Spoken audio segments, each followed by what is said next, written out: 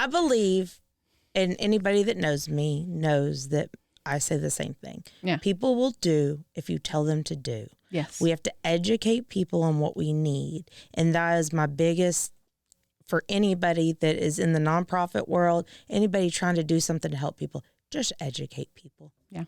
Just educate them. Because the world in general is still good. Welcome to the Nonprofit Nook, the podcast for nonprofit leaders, board members, and community changemakers who want to build stronger, smarter organizations. I'm your host, Wendy Kidd, a longtime business owner and nonprofit leader, and I'm here to bring you real talk, real tools, and real stories to help you thrive in the nonprofit world. I'll be talking with local nonprofit leaders, community changemakers, and experts in everything from board development to fundraising and digital tools, sharing real stories and simple strategies you can actually use. Because running a nonprofit is hard, but you don't have to do it alone. Let's get started.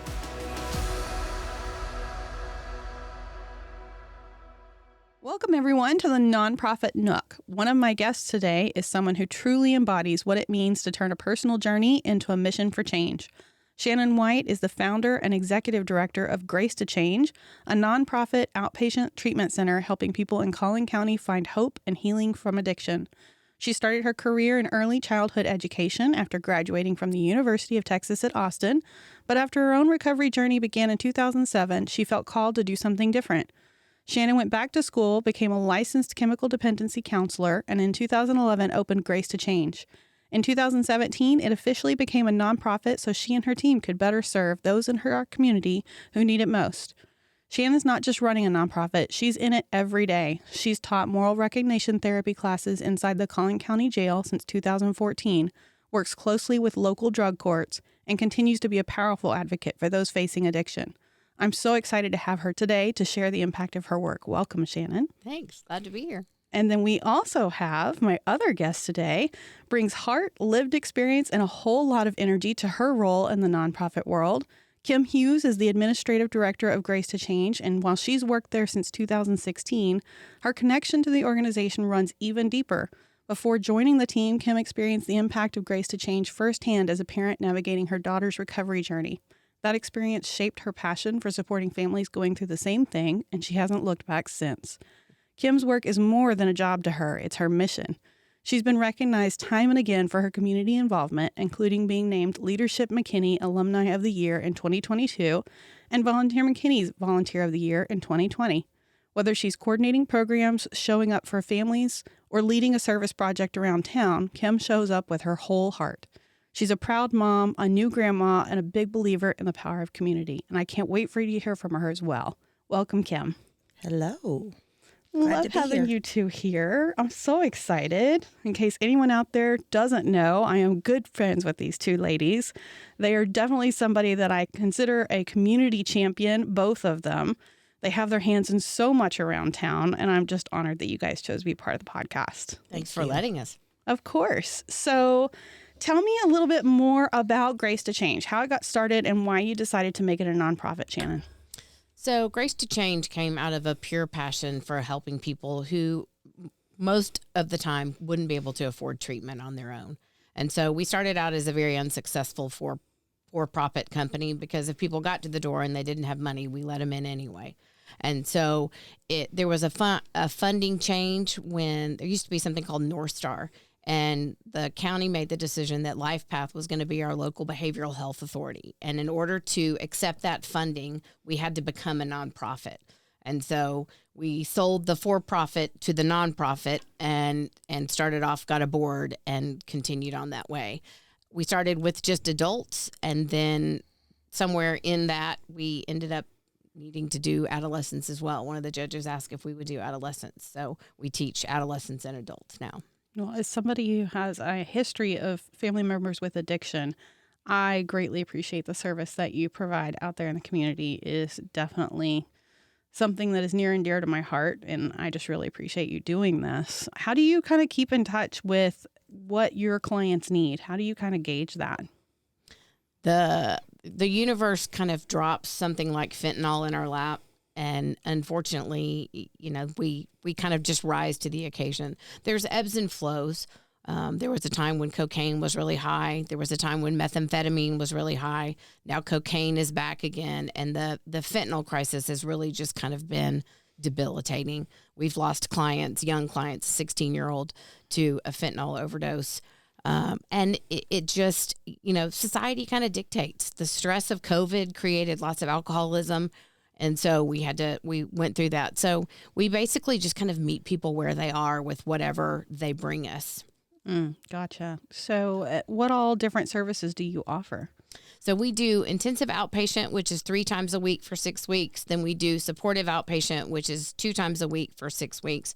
And then anybody that wants to start a business does not need to follow my example, but we give free aftercare for life because addiction is a lifelong illness and we can't just treat it for 6 weeks or 12 weeks and expect it to be done. So we have free aftercare for life. We also do substance abuse evaluations for child protective services, and we do evaluations for people on probation, pretrial, those kinds of things, and individual counseling and family counseling. You are well embedded in the system.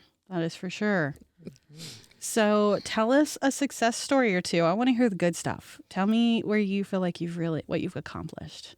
So it's interesting. We had a guy come back last night who I met 16 years ago in a drug court, and he had struggled with his addiction and he stayed in connection with us, and he came back and he's actually had 3 years clean now.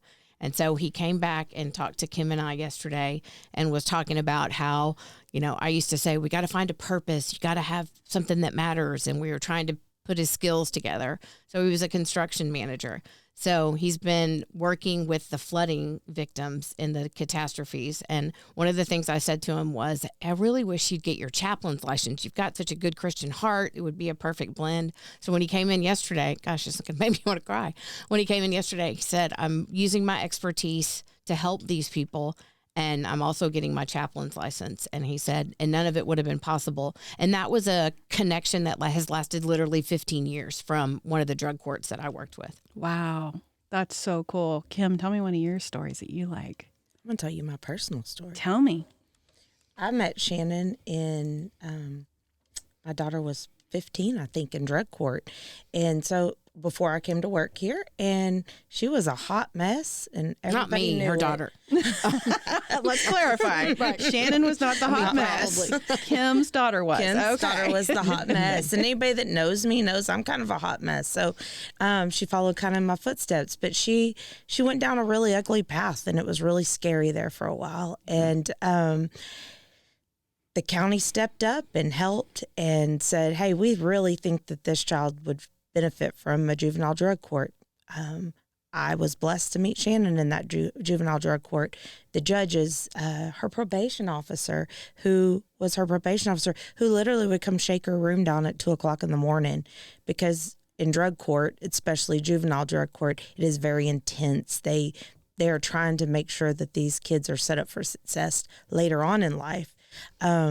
So I have a little heart for the juveniles because I see where it can take them. So skip ahead 10 years. She's sober, thriving in the community, going to school, runs a business, has a child. Like, life can change. And there was a point that I did not think that was possible. Yeah. And now she is such a thriving person in our community. She's with me at everything I do. So people know her.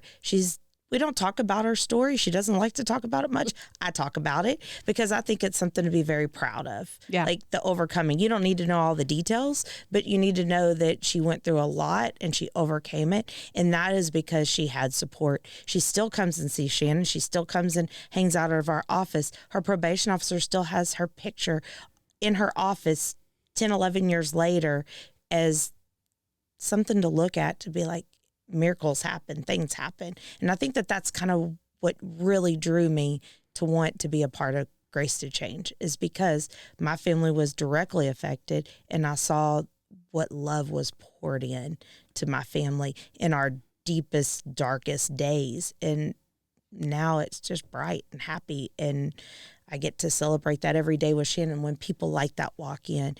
And then I also get to celebrate those days that the parent walks in just like I did. into Shannon's office 10 years ago at their worst day ever, because we had one of those yesterday too, right? Like their worst day ever with their child. Is it ever going to get better? Yes, it is. Just stick with it. Yeah. You know? And we can offer that hope. And, is everybody going to get better?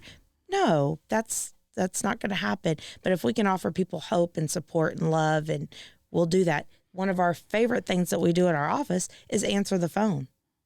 We answer the phone. Like, that's not normal anymore. Yeah. And we will talk to you, and we will spend probably way more time than we should. But in our opinion, it's not too much.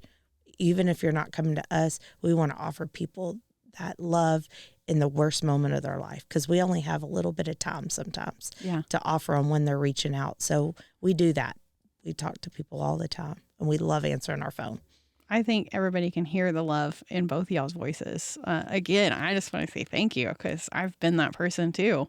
Not to disclose my family member's business at all, but I definitely have a family member who's been down that road, and I think we all do. Yeah, I think and the more people you talk to, the more you find that everybody's got this in common. And not everybody has the success story. I'm lucky to have the success story. My family member's been in sobriety for 7 years, and that's amazing.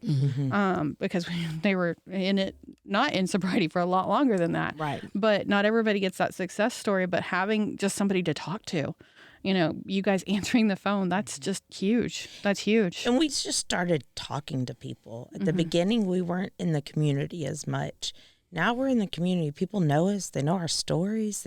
We share our stories. It's the thing I told my daughter, like, your testimony is my testimony, and we're going to share it because we're going to save some more people off of that. Yeah. And I truly believe that is the case. Once Shannon spoke in group last night about that. Once you find that recovery piece, you want to naturally give it away to other people. And that's what we hope we create at Grace to Change, is love and foundation. So you can give that away to the next person.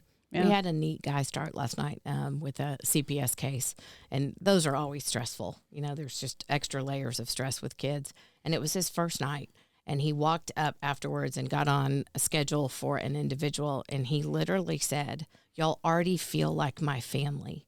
Oh, wow. And he was with us for 2 hours. He got attached to Kim during his intake, but he was such a nice guy, and literally there's no greater compliment. That's what we want. Like, we want you to feel that connection that quickly and that love for as long as you'll be with us. Well, I think that's because you two come across so authentically. You're not just doing this as a business. You're doing this out of love. Yeah, so, absolutely. Yeah. What's the favorite part of what you do? What's something that you just really love doing?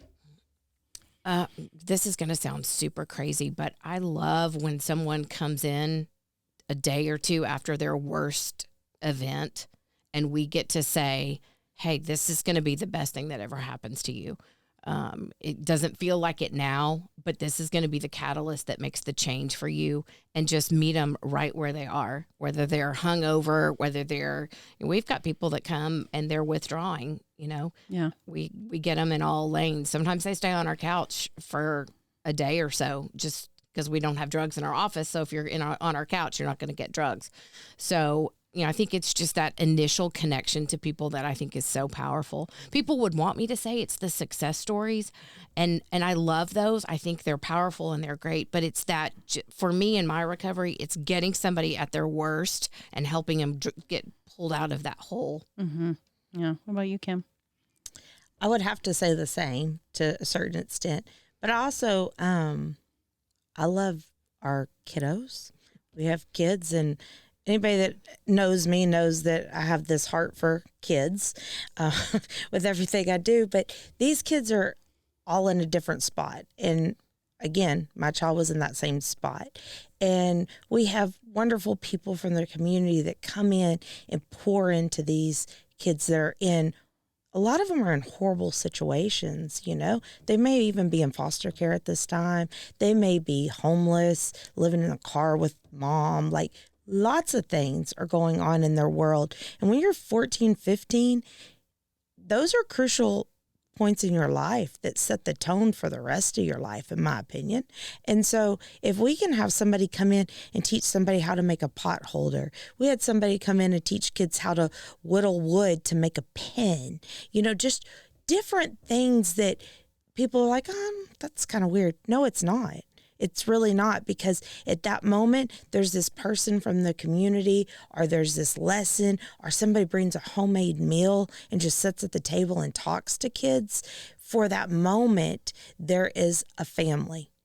And I promise those kids come back. We have so many kids over the last 10 years that we have helped that come back as adults. Miss, can I come in and help you with that class tonight? I want to come in and talk to the kids. I want to tell them my story. I want to tell them these things. And yes, the adult success stories are great, but when those young adults come back from being a kid and want to feed into the kids, that's when you know that you've really made an impact on someone. And that's what keeps us going, is that we know that we've laid that solid foundation for people, that they feel comfortable coming back, sharing their stories. Cool. I love it. Love this. Just makes me feel good. So good. Okay, so tell me what you wish people would understand more about your organization or the people that you serve. I think I wish that people would understand that they're all just great people. You know, nobody has this crazy uproar when someone gets cancer. We meet them at the door with love. We take them blankets. We do all these things. And substance abuse is a disease. Nobody chooses it. I certainly didn't choose it, and my parents didn't choose it for me. And so if we can understand that these are hurting people and they just need love and connection, you know, ironically, addiction is a story of disconnection. You know, you get the legal issues, you get all these things which disconnects you from society. Mm-hmm. And the one thing that actually helps and heals you is connection.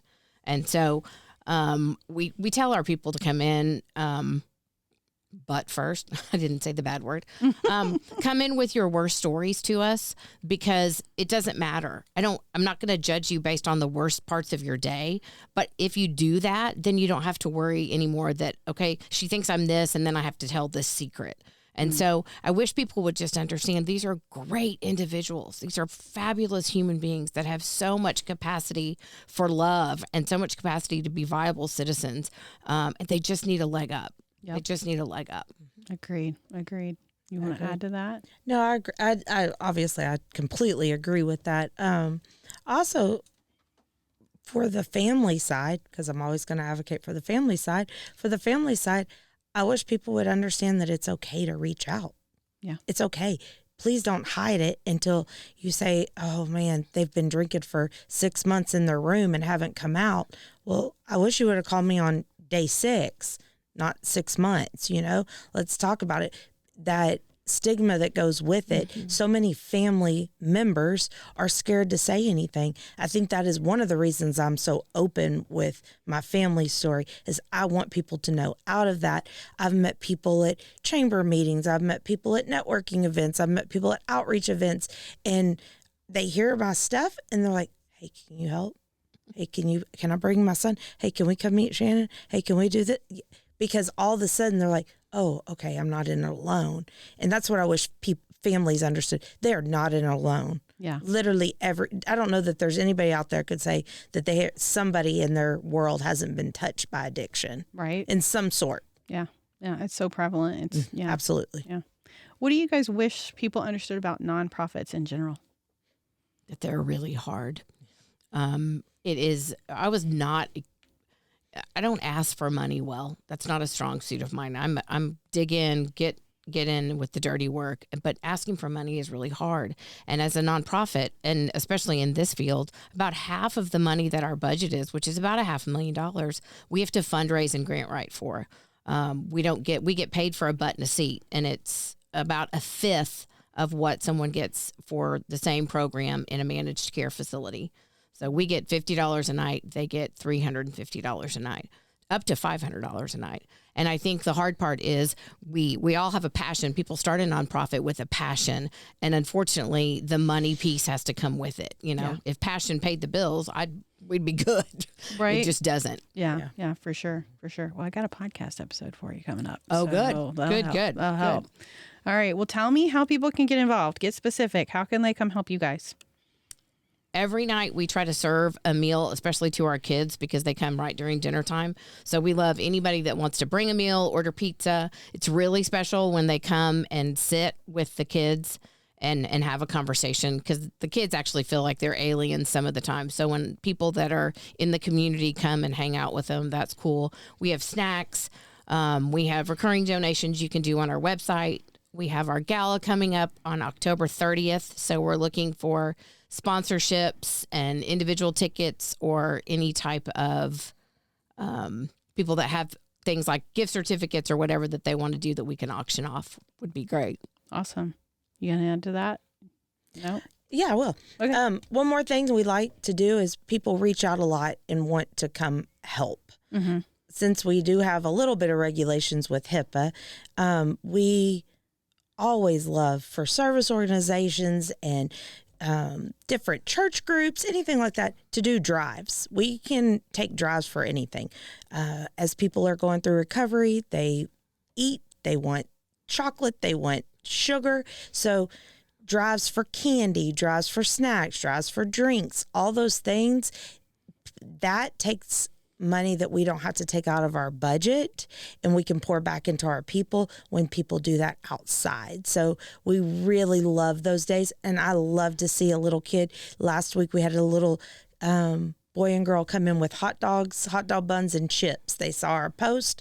They wanted to bring something. Grandma brought them in, and they were able to feed everybody that night, our adults and our kids, and it probably cost under $20. And they were able to do that. And that makes such a lasting imprint on our clients and for our kids. The reality, and for our adults, the reality is not everybody has something to eat. Yeah. We are in that place in our world and society right now, and if we can make sure when they leave they at least had something in their tummy and they filled their tummy, or they brought some crackers home for later in the night, we're golden. Yeah. We're helping in a different way. If we feed them, it saves them $10 for a meal, so that puts money in towards gas or whatever, because coming 3 nights a week is expensive. Yeah. So if we can take an expense here, they can utilize it someplace else. I think those are so great points. I wouldn't even thought about all that, but I'm so glad you said it. And I will just say that Kim is the queen of drives. If you want to know how to do a drive, is it okay if they reach out to you, Kim? Sure. I would love for you to reach out to me. We see you posting about drives for all the different things. Yes. So. I believe, and anybody that knows me knows that I say the same thing. Yeah. People will do if you tell them to do. Yes. We have to educate people on what we need. And that is my biggest, for anybody that is in the nonprofit world, anybody trying to do something to help people, just educate people. Yeah. Just educate them, because the world in general is still good. Yeah, for sure. Okay, ladies, I'm going to wrap it up here and just say, making sure everybody knows that their website is gracetochange.org. Is that right? That's correct. Right. And so they can find you on Facebook at Grace to Change McKinney, or on Instagram as well. Anywhere else they should look for you? Does that cover it up? 1216 White Avenue. There you go. All right. Thank you, ladies, so much for coming and being my podcast guests. I loved having you. Thanks for having us. Absolutely. And thanks, everyone, for tuning in. We'll see you next time. Thank you. Bye-bye. Thanks for listening to the Nonprofit Nook. We're building better nonprofits together. If you found today's episode helpful, please subscribe, leave a review, and share it with other nonprofit leaders who need support. Follow the Nonprofit Nook on social media and sign up for our email list for extra tips and updates. You can also visit thenonprofitnook.com to see the show notes and leave a comment telling me what topics you want next. Your feedback shapes the show. See you next time.